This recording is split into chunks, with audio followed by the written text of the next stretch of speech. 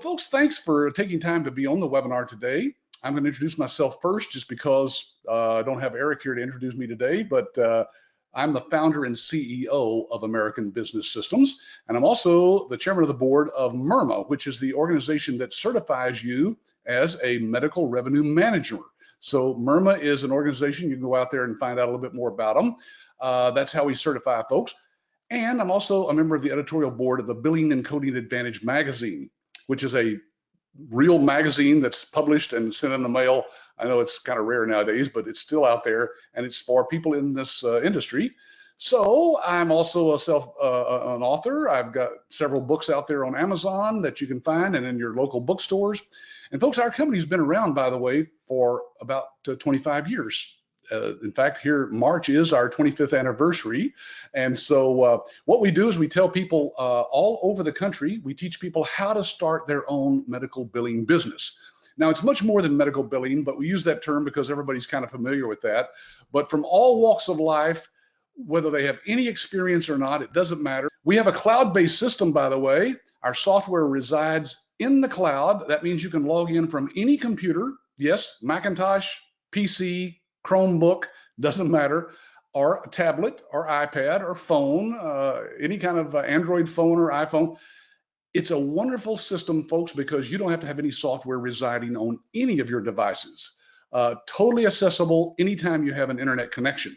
We also have ancillary services that our licensees can offer. We'll talk about some of those today as well. And those are all services you can offer to doctors that makes you very unique in the marketplace and can earn you even more revenue. Now, as I said, we're doing live training this week. This is one of our previous classes. They're not this week, but we're doing training classes on a regular basis down here in Dallas when we have enough people to fill up a class. And so I'll be telling you more about that towards the end of the webinar here. So let's get to our topic today. This is our interview with ABS licensee Jeff Brunner. And Jeff, I want to make sure that you're actually on the line here. I've got a picture of us in case your webcam's not working, but if it is, we'll see your live picture. There he is. Hey, everyone. Hi from Texas, and you're in Michigan right now. Northern Michigan. I heard Muskegon. Someone from Muskegon's online. We're about 2 hours north of Muskegon. 2 hours north. Okay. Mm-hmm. And what's the temperature up there today? About 40 degrees. 40 degrees and still lots of snow, unfortunately. But still lots of snow, huh? All right. Well, Jeff, thank you for taking time from your business. I know you're busy because I've talked to you about some of the clients that you're bringing on board right now, and it's pretty exciting. Yes. Yeah. No, it has been busy. We've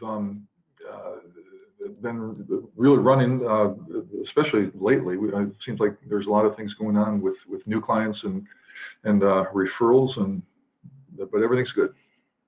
Well, it starts with you coming through the live training, which I know you did back in about May, you said, of 2017? Yes, it was May of 2017. I had, we signed the agreement in late March or early April, and then went to the May class. Yeah, and there you are holding your certificate there, showing that you are a certified medical revenue manager. Folks, we issue that through MIRMA at the end of the week. And so that is your ticket, that's your gold ticket to go out there and build your business. And hey, Jeff, I wanted to talk a little about your business itself, of course, but I'm going to tell people that they can ask questions also in the question box. That's why I had you guys go there initially. So use that same box to just type in any question you want to. And if it's appropriate, as long as it's not asking Jeff how much money he has in his pocket right now, we will we'll address those questions directly to Jeff. So this is your opportunity to talk to somebody and ask somebody live as to what they think about the business. So, all right, Jeff, let's start with this one. We said that you came through training back in 2017, but you actually didn't get really going in your marketing until a little bit later. Can you tell us, you had other things going, right? Yeah, I do have another 2 businesses that I run, but I went to the May training, and most of the actual setup of the business was done by then, but there were a few things I had to do, following that. You learn lots of stuff when you go to the training, that's for sure. But once I had everything set up, I was marketing, I would say late May, early June, and I had my first client by August 1st. Yeah.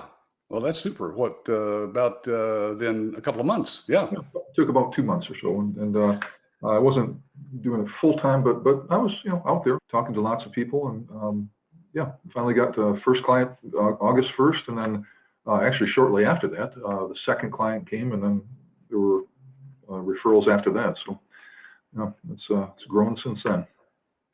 It kind of gets out of control if you don't watch it, doesn't it? Because the referrals will grow it automatically. Well, it's true, and one of the we're kind of it's kind of half joking off air, but it's really true. There's marketing, and there's actually doing the work, and one of the problems with marketing is that you get clients, and then one of the I joke when I say problems, but one of the things when you have clients is all of a sudden you got to do some work, so it takes a little bit of time away from the marketing of the business. So what I've been doing is I do have a group of clients now that are real solid, and but I've also gotten my systems down to the point where I can actually do the work, the actual billing part and any follow-up or whatever else needs to be done.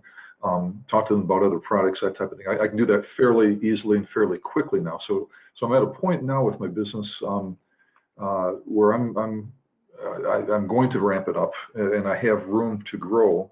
And so that's where we're at right now. We have room to grow. We're going to ramp up the business, and it can be done. So you're still doing most of the work yourself. Have you hired anybody? I am. No, I'm doing most of the work myself, and it's by choice. I'm sorry. Really, this has been, I would say, a part-time business. It has not, for me, been full-time, only because I have other business interests, and I'm spending time on those as well. But one thing I am seeing is that this can grow quickly, and it can grow. I don't want to say it's easy, because it's not. Getting clients is not an easy thing to do. But once you get them, and once you are out there talking to people on a regular basis, it's remarkable how referrals come into place. I mean, and how things grow from there. So I'm at the point now where I've got to really look at what I want to do with this long term, and I know what I want to do. I want to grow it, but that's where we're at right now. Yeah, and if you get to the point where you can have other people do the data entry type work, you can focus on just going out and getting as many clients as you want. And it's all about management, isn't it? Time management for yourself and for the people that you hire. It is. That's right. Yeah, and I've got there's several folks I know who are ABS affiliates who have built their businesses to that point. They have regular employees, and they've grown it to that point. And that's where I'm at now. I'm about a year and a half into it, and again, I can see the potential. There is a huge potential to grow this and really grow it bigger than I kind of planned. Because I'm retired. I retired. I had the chance to take an early buyout from the company I was with for 28 and a half years, and I did that. I knew I didn't want to go work for someone else, and at that time I was young enough to where I'm not going to sit around and do nothing for the rest of my life. I wanted to do something. So I looked into lots of different businesses, looked into lots of different things, a lot of franchises, settled on this, and for many reasons, if you want, we can get into. But this for me worked out really, really well. Yeah, no, you mentioned a couple of times, of course, that it's not easy getting clients, and of course that's true of any business that you start on your own. People don't realize that that's the thing. That is the one thing you have to focus on, is getting the thing started. The nice thing about this one is because doctors do know one another. If you do a good job for them, they'll share that with other doctors, and you'll get the referrals automatically. In fact, we were just at the live training today, and Cynthia, our instructor there this week, said that her business has grown to where most of her clients are out of state even. Mm-hmm. Yeah, exactly. Well, you can, Cynthia, I know actually well, she was my instructor as well. And that's exactly right. And you can grow this, you can do work for customers all over the country. Right now, I'm not at that point, but I can definitely see where you could, that's easy to, or I should say that would be an easy next step for my business. Yeah, of course, she's been in the business for a few years, but she's got, I think, over 30 clients with multiple providers in some of those practices. And then she's got about 9 people actually doing the work. So when she comes down here, she brings her laptop, of course, because she can still log in and check everything and make sure everything's running. but she loves it because it's got kind of like a week's vacation every once in a while to come down here to Texas, you know. Right, right. Well, that's what quick aside here. That's what we're doing tomorrow. My wife and I are flying to Hilton Head, and we're going to spend about 10 days down there, and I'll bring my computer with me. I'll run my business from there. And Yeah. that's by design. That's by design. I wanted Now, to. you sent me this picture here, and this is in Sleeping Bear Dunes National Park. Or again, our friend from Muskegon will know of that. But yeah, I'm on the far right. My wife is to my immediate right. That's her sister and our niece, and then my mother-in-law. And this is last summer. We just spent a day, took a picnic, and went out to the dunes, and that's Lake Michigan in the background. Wow, that is beautiful. Looks like you like to travel then. That's good because you can take your laptop anywhere you go that has an internet connection. I do, yeah, I do. That's what I'm doing this week. So yeah. And what is this picture of? Well, that would be me in my Elmer Fudd hat, catching Cisco through the ice on Lake Michigan. That was about 2 Saturdays ago. About 5 degrees on that morning. That's probably about 8 in the morning right there, and we had.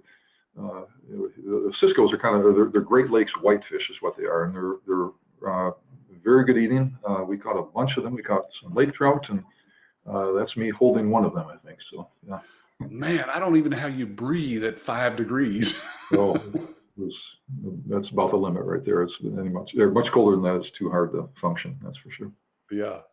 Now, you mentioned earlier, I wanted to address the money part of this because as people know that have been on our webinars, there is an investment to get into our business. But can you tell us a little bit about how has that worked for you as far as return on investment?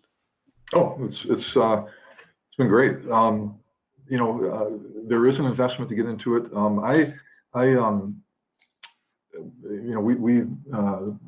When I looked at how I was going to finance the business, we could have paid cash for it, but I thought, you know what, I'm going to do it a little bit different way.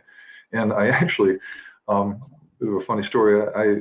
From time to time, you'll get these offers in the mail where it says 0% on a credit card for a year or something like that. And I thought, you know what, I'm going to do that. So I wrote a check, financed 100% of the business, went out and got that client and subsequently another one, and ended up paying off that credit card ended up being about 6 months. So with just from revenues from the business there. So it can be done. Money should not be a barrier to doing this if everything else fits your goals and your lifestyle. In my case, that we wanted, I knew that I wanted flexibility.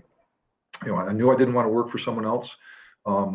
I had done that for 28 and a half years, and I just did not want to do that. And I wanted something flexible where if I didn't want to buy a job, I didn't want to have a place to go where I had to open up a door every single day and at the same time and be there from 8 to 5 or 8 to 8 or whatever the case may be. I wanted something that was flexible and portable, and this met pretty much everything I was looking for. And the revenues have been good. I mean, again, I've been doing this part-time.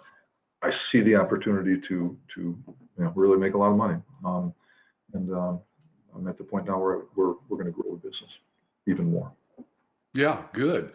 I've heard that from a lot of folks that I've interviewed over the years, Jeff, is that they get to a certain point and then it just kind of dawns on them, wait a minute, this could be a serious business making serious money. Maybe I should just focus on this. Even for a few years, I mean, why not build it up, sell it at some point and walk away and open that McDonald's that you've always wanted, Yes, exactly. Well, yeah, McDonald's not so much for me, but your point is a good one, Patrick. I mean, that's actually what I see is I need to readjust the goals I have for this business, because that is exactly what I can do. If you notice, I got all sorts of gray hair here, so I don't have too many more years in the working world here. But this is not physically demanding at all. I can do the work really as long as I want, or if I build it up to where it's valuable enough, I can sell the business. So, right now I'm having fun with it. Medicine is growing. Private practitioners are under increased pressure to be profitable. Really, I mean, there's so much time demands on them that anything that can be brought to them that helps them become more efficient or more profitable is a good thing. Yeah. Now, Jeff, I don't think we mentioned you were in pharmaceutical industry for a while, for the 28 years, right? I was, yes, yes. I Yeah. retired from a pharmaceutical business. So I did know a lot of doctors. Um, I and I say that mainly because what being in that business for so long showed me, or demonstrated to me, is how much pressure these physicians were under to produce, and how much time pressure. Again, they unfortunately the physicians have to they kind of they realize that there's so many financial pressures that they almost throw their hands up and give up to a hospital or a larger corporation. Yeah. However, there's still lots of independent physicians who want to remain independent, and those are the ones that I'm targeting. Obviously, we all target state licensees, but those are the ones that we can really help. I've got an example of one nurse practitioner client of mine. I increased her revenues by 29% year over year just this last year. And there's a few ways I did that, but Wow, I bet she's happy. yeah, again, she's been a good source of referrals too. So, but my point, my long-winded point is that practices are under financial pressure, and anything that can be that can help them become more profitable is something they will listen to. Well, that's one of the reasons that I co-authored a book with Dr. Vicki Ragnar, as you know, The New Thriving Medical Practice, because we aim this as a marketing tool for our licensees, as you know, Jeff, directly to the doctor. We get that in the hands of the doctor. And I think you have one there that we actually printed with your name on the front of it there. Look at that, folks. Can you see that? Yeah, forward by Jeff Brunner, CMRM. That's a certified medical revenue manager. Yeah. Looks very impressive. Yeah. And Jeff, can you open it to the forward in there where it kind of shows your contact information? Is that at the end of the forward there? Yeah. So folks, we put your name on there as having written the forward. We actually wrote it. It's just very generic, as you can see there.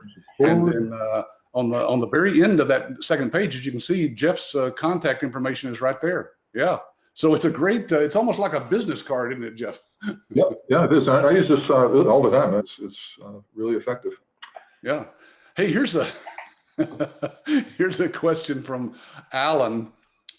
He says, "What if the politicians make healthcare free, like in Canada? Do you think that will ever happen?" Golly, that I don't know. I think that's probably above my pay grade. I guess it could happen. It could happen. I don't think it's imminent. I think there'll be lots of pushback before that happens. But who knows? Well, and the interesting thing is people don't realize this, Jeff. But if you Google this, medical billing companies in Canada, there are dozens of medical billing companies in Canada, and that's because even though it is a single payer system, it's not really. There's about a dozen different government agencies that they have to submit the claims to, depending on the type of specialty and so forth. And so doctors up there outsource their billing too, because they just don't want to mess with it, just like the doctors here don't want to. People wonder all the time about that. Jeff, have you run into why would a doctor outsource their billing to you, versus doing it themselves? Well, there's quite a few reasons. I think probably the two biggest ones I think is the choices generally are to have the billing in-house, where you have to hire someone, pay their salary, their benefits, and hope they show up for work, hope they don't get sick, and all that kind of stuff. Or the alternative is to outsource it, and I guess what I can do, or what we can do, is we're super efficient. I mean, I will get claims. My record is 3 days from the time of the date of service to when it was actually the money was in the doctor's account. Routinely. Did you say 3 days? 3 days. That's the fastest. Now, routinely, it's been depends some private. I mean, that's actually pretty common. You wouldn't. It's actually pretty common. 3-4 days. And my point with that, Patrick, is I'm going to be working for that client every single day. I'm not to disparage folks in the office because they do a great job, and sometimes a thankless job when they have to deal with patients Yeah. inquiring about their medical bills. But I can do it less expensively for a physician. I can do it more efficiently. And by nature of the system that we use, the cloud-based system, which you noted at the very beginning, and the denial defender, which is, don't want to get too wonky here, but that's one of the parts of the cloud-based system. It allows for a claim to be checked right away, like immediately. I use that on every single claim that I send. I'll run a denial defender. They will tell me if it's going to get paid or not. And almost always it'll be paid, and I send it up, and they get the money back real quickly. So just by nature of what we can do, and by the nature of the system that we use, we can improve cash flow for offices. Yeah, and that's partly because it is a cloud-based system, so it's all done in real time. Now, are the doctors getting their money then just wired directly into their ACH'd into their bank account? Yep. I mean, many of them do. There's some. I've got a few or a couple clients that have checks sent. They are a newer practice, but I'm slowly but surely getting them over to the ACH system there, so they can get direct deposited. But yeah, if they get direct deposited, it's in there very quickly.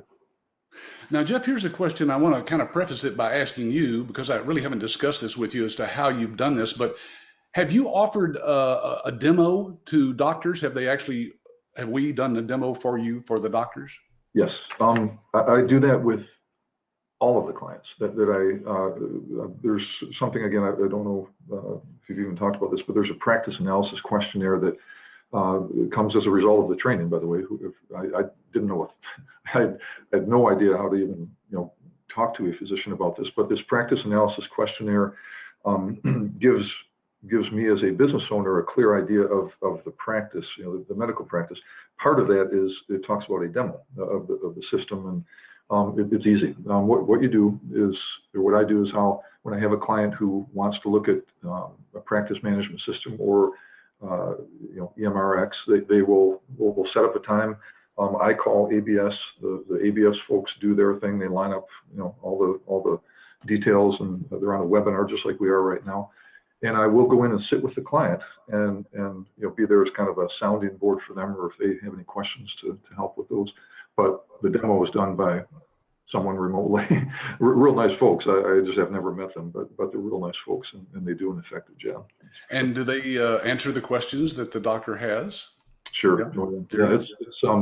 Yeah, it's easy. I mean, that part is easy. It's just a matter of setting up the demo time and really, just showing up and being there, and they do all the work from there. Well, I asked that because Gary has asked the question, when someone says no after a demo, so he's probably been on previous webinars. Why is that in your experience? Why would a doctor say no after they see the demo? Well, that's a good question. A lot of times I think it is not so much the system, the system that they see. I'm trying to think back. I did have one office that I went to where they had a demo. They ended up not being a client, but I think it's other issues. I think it's sometimes they just want to kind of kick the tires and see what other systems have that theirs doesn't. Almost always they're impressed by the real-time eligibility, the denial defenders, another big thing. But as far as pinpointing a reason why, I honestly, I can't say. I would just be making something up, and I just don't know. Well, the second part of his question I can answer. He says, what's the percentage of win-loss after a demo? I don't know if this has been your case or not, Jeff, but it's about 50%. About half of all the doctors who see the demo will move forward and become a client of our licensees. That's about right. Yeah, that's about right. It's just a numbers game, right? I mean, some people are going to, and like you said, they're just looking. Maybe they're not really serious. They want to see what the latest technology is and so forth. But hey, 50% is a pretty good closing ratio for any. Yeah, it is, and it's to me, obviously you want yeses, but it's the old adage, the the more no's. If you hear a no, that means you're closer to the next yes. You know, that type. So sure. I mean, not everyone is going to jump at the chance, but I will say to an office, every single one that I've had a demo on, they see something about that system that they just say, whoa, you know, that's unique, or that's interesting. And often they act, but not always they won't. Yeah, that's true. Let's see. Shane says, Jeff, how many doctors did you interview with before you actually got your first client? Have any idea? Let's see. It was about, let's see, I think it was my second client or second questionnaire that I did. The first one, I can tell you, I did not, I remember real clearly, I did not get them as a client. The first time I did the practice analysis questionnaire. The second one was my first client. So yes, it took two. Now I'm not, you know, I've subsequently done other questionnaires or interviews, if you will, where they have not become clients. So for whatever reason, I mean, you know, but so in terms of a sit-down interview with them, that'd be the number right there. Now, you know, again, it's kind of a numbers game. But if you can get referrals or there's lots of ways to you know, get clients, and it's just a matter of you know, working through those no's to get to the yes. That's one way we teach, not necessarily just cold calling, because we're really gathering information, getting their business card, and leaving some hopefully valuable information like the book with them. But it is just a, you know, walk in from the street type of thing.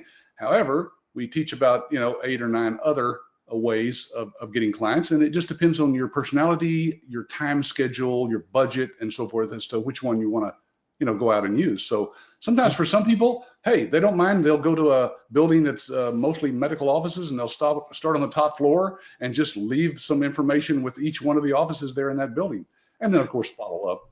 Yeah, and actually, you know, when I say knock on doors, Patrick, that's exactly what I did. You know, one of the things that you know, you get as part of the ABS package are these things. Let me see if I can line it up there.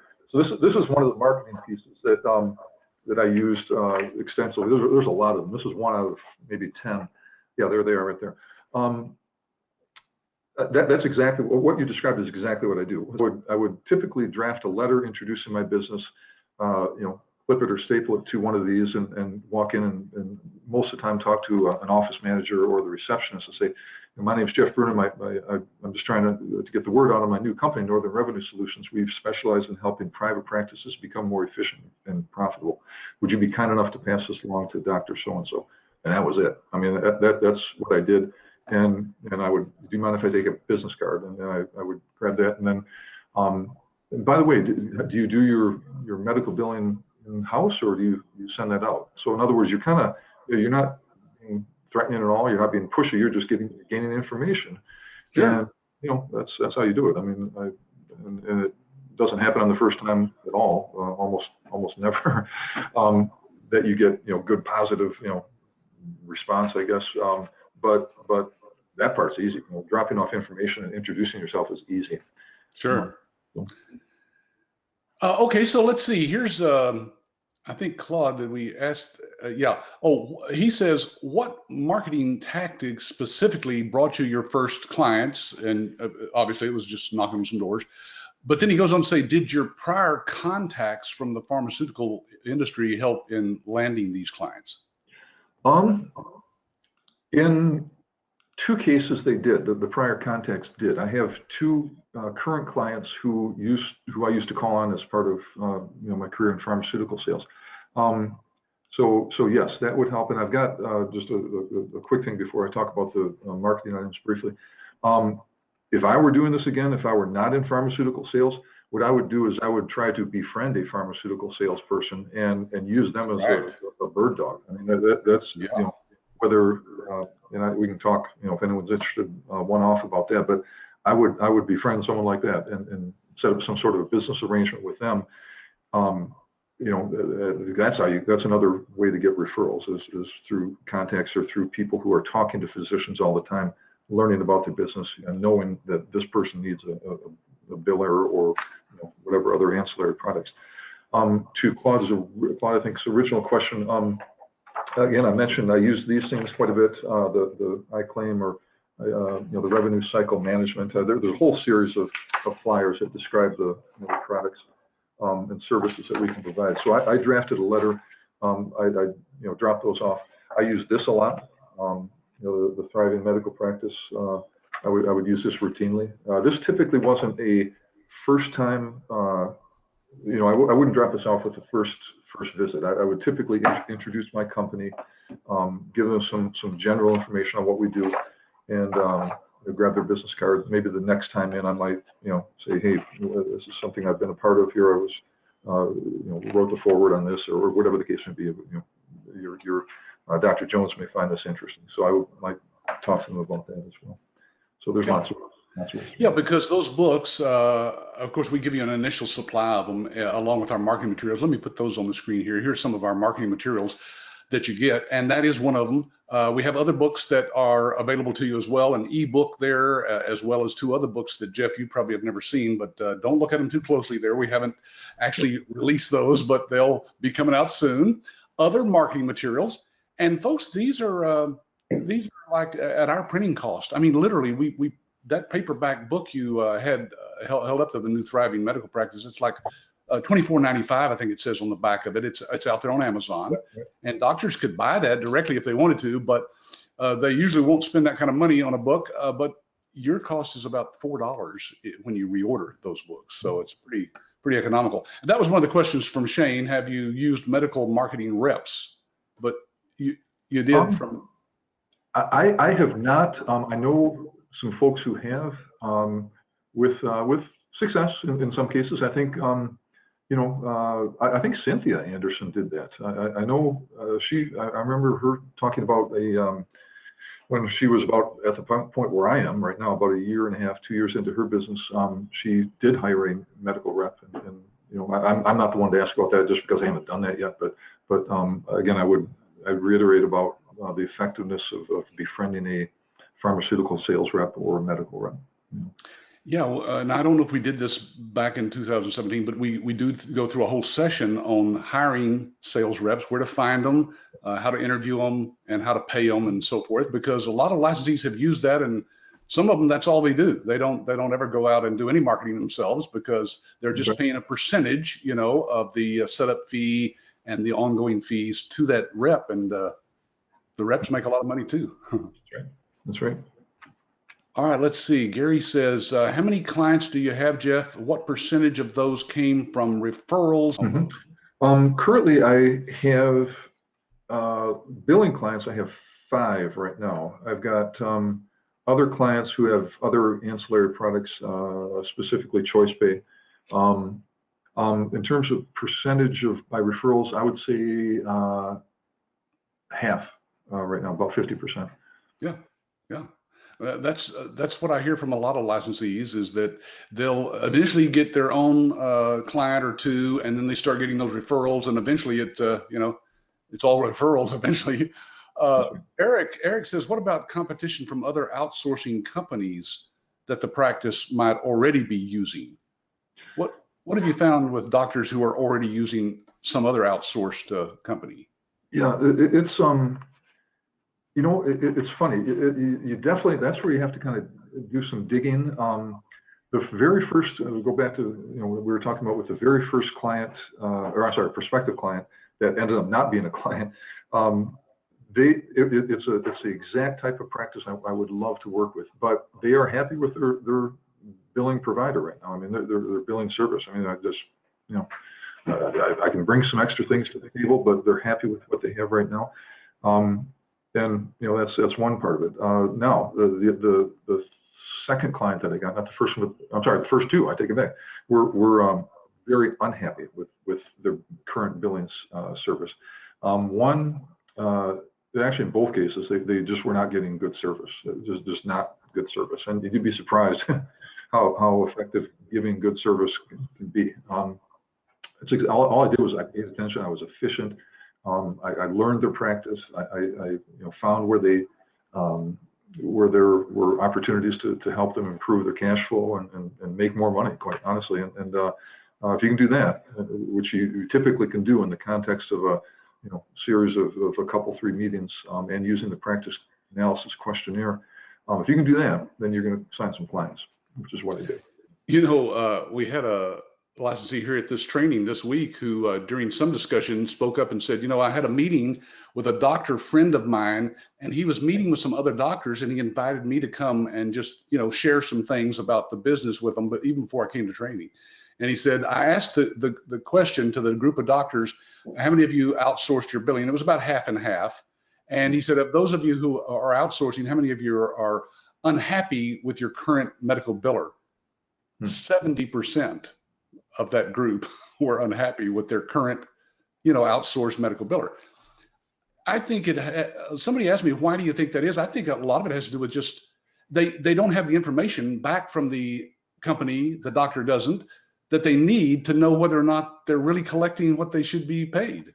Yes. That's exactly right. I mean, that's actually one of the things that I highlight in one of the letters that I drafted. I guess right here. This is right here. This is a letter that I drafted here, and again, I'm coming across with the camera, but it says, do you know where your practice revenue is? Let's see. It says it's Friday at 5 p.m., Tuesday at noon, Sunday night at 9:30. Do you know where your practice revenue is? I won't read the whole thing, but it says, with Northern Revenue Solutions efficient and 100% transparent billing services, our clients know exactly where the revenue is. So what you said, Patrick, is exactly right. That's a huge source of frustration for practices, and not knowing when they're going to get paid, what's been rejected, if anything. And again, with a cloud-based system, I encourage my clients to log on and kind of see where things are at, see what's coming in, see where their claims are for such and such a client, and it can be done. Sure. I mean, that's true transparency, because you certainly can't lie to them about the numbers. They can go in and look at the numbers anytime they want to. Right. Including pie charts and graphs and all kinds of good stuff in there. Which, by the way, folks, as a cloud-based system, that's about the only way you could do that in real time. So literally, when you get through doing the billing at the end of the day, the next morning when the doctor logs in, they're seeing exactly what you did and know the status of their claims. They love that. Yeah, they will, for sure. That's one thing, by the way, just a quick aside too. You mentioned the reports, Patrick, report section of iClaim. I use that routinely. I use it every month with every client. And what I do is I've got a couple practice revenue reports basically, and I will pull those down because not every physician or provider wants to go plowing through a whole bunch of reports, but they appreciate knowing how the practice is doing. So I will, when I send them my bill for the month, when I invoice them, I will send along with them a practice revenue report, and they have a 100% clear view of where they're at. Yeah. All right, Jeff, I know you need to leave here very quickly. Let me ask you just a couple of more questions here that are directly to you, and then I'll address some of the others on my own here. Alan says, what kind of practices do you deal with? Are they just general practitioners, orthopedics, neurologists, cardio, so forth? Most of, let's see, all but, let's see, I've got 2 physical therapy practices right now, and the rest are, the balance are 3 of them are general practice or family practice. 2 of them are nurse practitioners, interestingly. So, we've been talking a lot about physicians. There's plenty of providers. Often, what I'm finding is that nurse practitioners and physicians' assistants, if they have their own practice, are sometimes easier to access. And often, when they own their own practice, they have a keen interest in being profitable. So yes, absolutely. And then he says, out of all those, which are the easiest? Is there any that are easier for you? Well, only because I'm so used to it now. Family practice is the easiest, in my opinion. That's again me. I'm getting much better at physical therapy billing. That was and you got to understand, I knew nothing about billing before. I knew plenty about medical practices, but nothing about billing. When I say easy, it's I've had to learn a lot, but you have the support there. ABS, whenever I have a question, I fire off an email and I get an answer back real quickly. And so to his question, I would say family practice, but again, that's because I've got more family practice than any other. Oh, Jeff, I have to show this just because, I'm a grandfather too. And tell us about this little guy. Ah, there he is. That's my guy. That's our 2-year-old grandson, Noah. That's my wife in the background, and Noah's bouncing on my knee there, literally, He literally looks, at his he second looks birthday. like he just in love with you. So he's a great little guy. I've got 5, so I'm ahead of you. And then one last picture you sent here. This is another relative. Yeah, my wife and I, and that's my our youngest daughter, Julia. This is just a few weeks ago. We're from her. She's in college. She goes to Wayne State, which is a Division II school in Detroit. Excuse me. And she's a. This was at the GLIAC championships. She did really well. Really well. She did great at the championships, and she went on to the nationals, and is as of last week is a 2-time All-American. So we're real proud of her, and that's us Wow. Well, you standing there should with be. one of her medals there. And this is what business, family business, and owning your own business is all about, as far as I'm concerned, is family. Having time, to do what you want to do with those family members. All right, Jeff, one last question here. This is from Eric. He says, are all of your current clients local, or do you have any out of state? They are all local, Eric. I don't have any out-of-state ones yet, but I know many folks do. I do not. They're all local. Yeah. Yeah, you have to wait for those referrals from your local doctors, usually, unless you're traveling or something. So, Yes. well, Jeff, thank you for your time. I appreciate it so much. I'm just proud of what you've done, and I'm so thankful that you took time to share with people here. And any last words you want to leave with everybody? No, I would just encourage everyone to do their due diligence. Again, I didn't know anything about billing at all prior to coming on board here and starting my own company. But it's been great. I mean, it's not been without a headache here and there, but for me, I wanted something that was flexible, portable. I knew I didn't want to work for anyone else.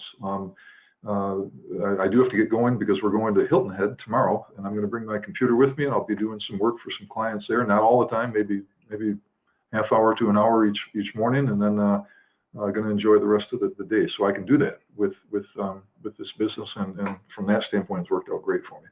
So good luck, everyone, as you research this. Patrick, if anyone has questions, they're welcome to shoot me an email or get a hold of me, and happy to help if I can. Thank you, Jeff. Appreciate that so much. Okay. Thanks, everyone. Take care. Bye for now. Yep.